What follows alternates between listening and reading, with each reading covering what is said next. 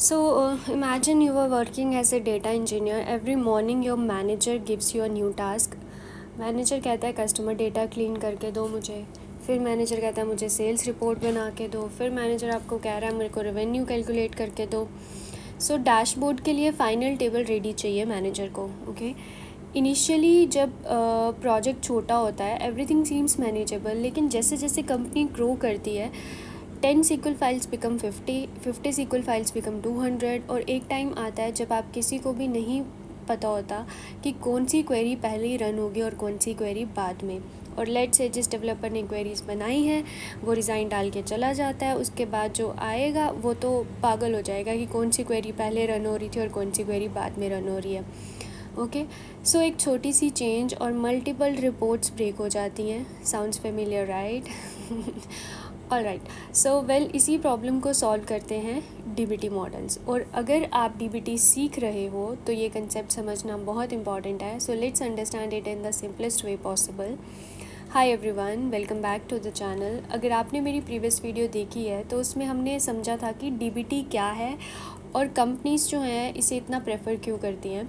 आज हम उसी जर्नी को कंटिन्यू करेंगे आगे और बात करेंगे डीबीटी की सबसे इम्पॉर्टेंट कंसेप्ट की, विच इज़ मॉडल्स. ओके. तो आज हम बात करते हैं मॉडल्स की. By the end of this video you will understand exactly what a DBT model is, why we need it, how it makes SQL projects much easier to manage. Okay. अगर हम बात करें मॉडल्स की तो इसमें आप देखोगे what DBT model is, and you will see why we need it, and next you will see how it makes SQL projects much easier to manage. ठीक है जी. सो नेक्स्ट सबसे पहले कॉमन मिसकंसेप्शन क्लियर करते हैं. बहुत सारे beginner सोचते हैं कि डीबीटी मॉडल कोई कॉम्प्लेक्स ऑब्जेक्ट होता है. एक्चुअली नहीं. A DBT model is simply a SQL file. DBT जो मॉडल है वो क्या होता है बेसिकली, वो एक सिंपल सी SQL फाइल होती है. A simple SQL file. Okay. Yes, ये एक सिंपल सी SQL फाइल होती है, इतना ही सिंपल. अगर आप SQL लिखना जानते हो तो आप ऑलरेडी डीबीटी मॉडल्स की फाउंडेशन समझते हो. फॉर एग्ज़ाम्पल अगर मैं एक क्वेरी लिखूँ, let's say select customer ID, customer name, country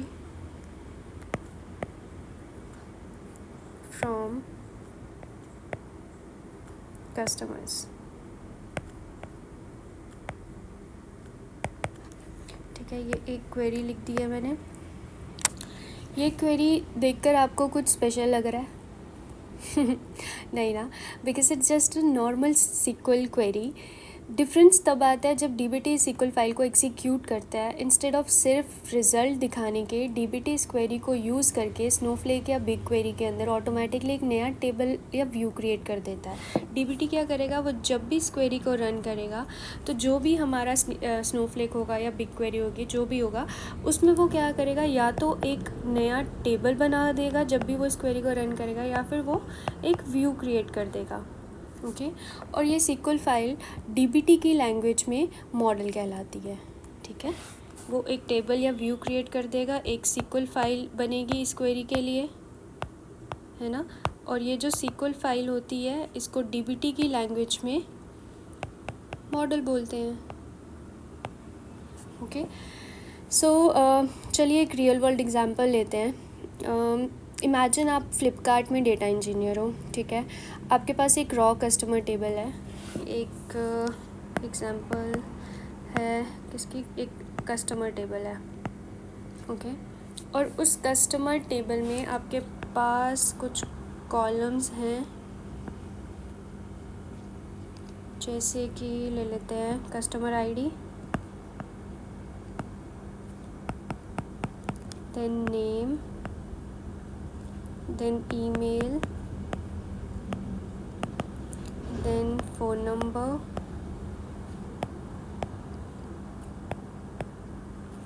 then address, then country, then sign up date,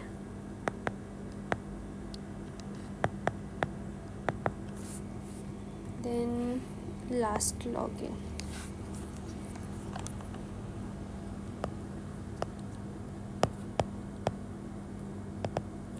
ठीक है, हमारे पास एक कस्टमर टेबल है जिसमें ये वाले कॉलम्स हैं, customer ID, name, email, phone number, address, country, sign up date और last login date, okay. So अब बिज़नेस टीम आती है और बोलती है हमें डैशबोर्ड के लिए सिर्फ चाहिए नेम और नेक्स्ट चाहिए उनको कंट्री और साइन अप डेट, उनको बस ये 3 चीज़ें चाहिए।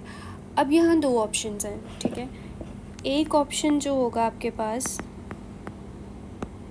वो ये होगा कि ओरिजिनल टेबल ही आप एडिट कर दो, ठीक है। जो ये ओरिजिनल टेबल है इसको एडिट कर दो, ठीक है।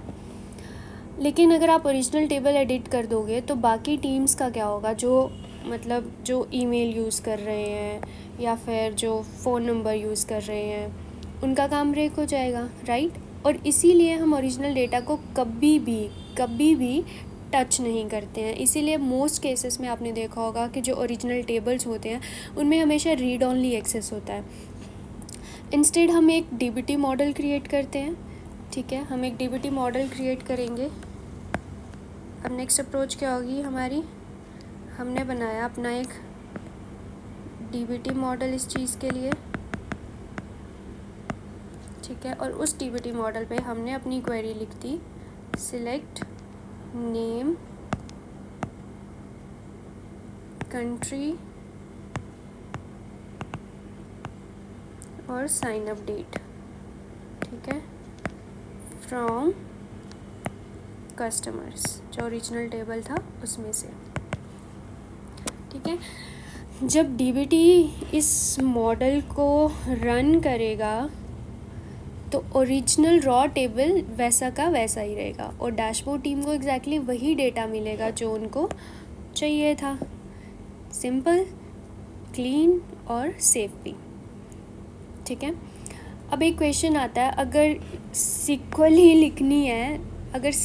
लिखनी है तो डायरेक्टली स्नोफ्लेक में लिख लेते हैं ना, है ना। ये क्वेश्चन रेज होता है कि अगर भाई तुमको यही सीक्वल लिखनी है तो बाय डीबीटी स्नोफ्लेक में लिख लेते हैं सीधे के सीधे। डीबीटी की ज़रूरत ही क्या है। So it is a good question.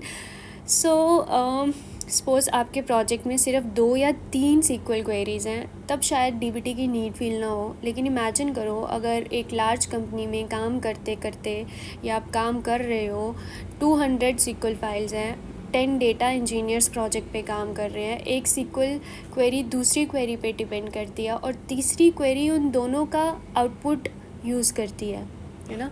जैसे एक क्वेरी है, क्वेरी 1, ये डिपेंड कर रही है क्वेरी 2 पे, ठीक है।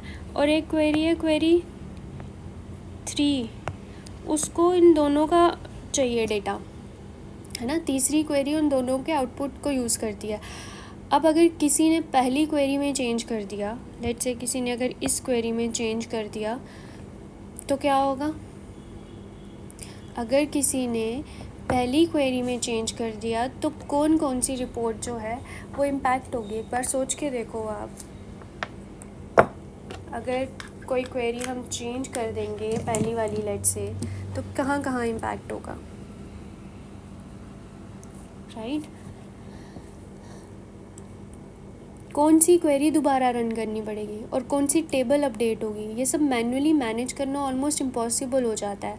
यहीं डीबीटी लाइफ इजी बना देता है। ठीक है, इसको एक रेस्टोरेंट एग्जांपल से समझते हैं। इमेजिन आप एक रेस्टोरेंट चलाते हो। ठीक है,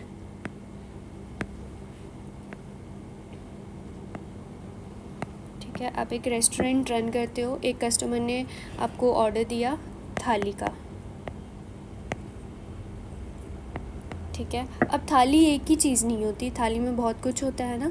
थाली में आपके रोटी आ जाएगी, थाली में दाल आ जाएगी, थाली में सब्ज़ी आ जाएगी, है ना। फिर थाली में राइस आ जाएंगे, देन सैलेड आ जाएगा, राइट।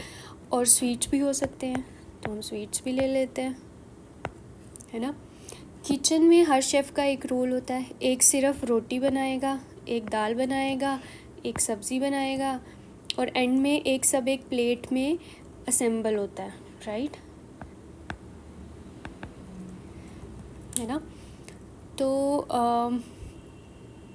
अगर एक शेफ़ सब कुछ एक साथ बनाने लगा तो किचन में कंप्लीट मेस हो जाएगा। डीबीटी मॉडल्स भी एग्जैक्ट इसी तरह काम करते हैं। डीबीटी मॉडल्स भी इन शेफ़ की तरह काम करते हैं। उनका काम जैसे अलग अलग बाइफरकेट हो जाता है। ठीक है, एक मॉडल जो है वो जैसे एक ले लिया हमने मॉडल 1। ठीक है, एक मॉडल जो है वो कस्टमर जो है उसका डेटा क्लीन करेगा। ठीक है, दूसरा मॉडल जो है वो सेल्स कैलकुलेट करेगा। ठीक है, तीसरा मॉडल जो है वो रेवेन्यू कैलकुलेट करेगा।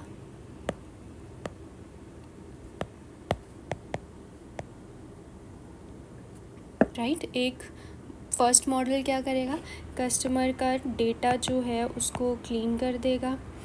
दूसरा मॉडल जो है वो सेल्स को कैलकुलेट करेगा, है ना। तीसरा मॉडल जो है वो रेवेन्यू कैलकुलेट करेगा। ठीक है, और फाइनल मॉडल जो है वो एक और मॉडल, फाइनल मॉडल होगा हमारा 4। वो क्या करेगा, डैशबोर्ड के लिए रेडी टेबल बनाता है। Final table ready for dashboard. ठीक है, सो हर मॉडल का एक ही रिस्पॉन्सिबिलिटी होता है, और इसी वजह से प्रोजेक्ट्स जो है वो क्लीन, ऑर्गेनाइज्ड और इजी टू मेंटेन रहते हैं। अब आपके दिमाग में एक और क्वेश्चन आ रहा होगा, अगर एक मॉडल दूसरे मॉडल का डेटा यूज़ करता है तो डीबीटी को कैसे पता चलता है कि पहले कौन सा मॉडल जो है वो रन करना है।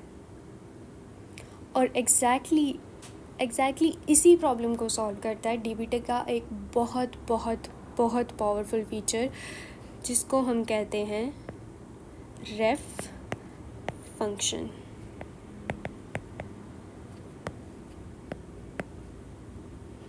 लेकिन उसके बारे में हम नेक्स्ट वीडियो में डिटेल में बात करेंगे। Thank you.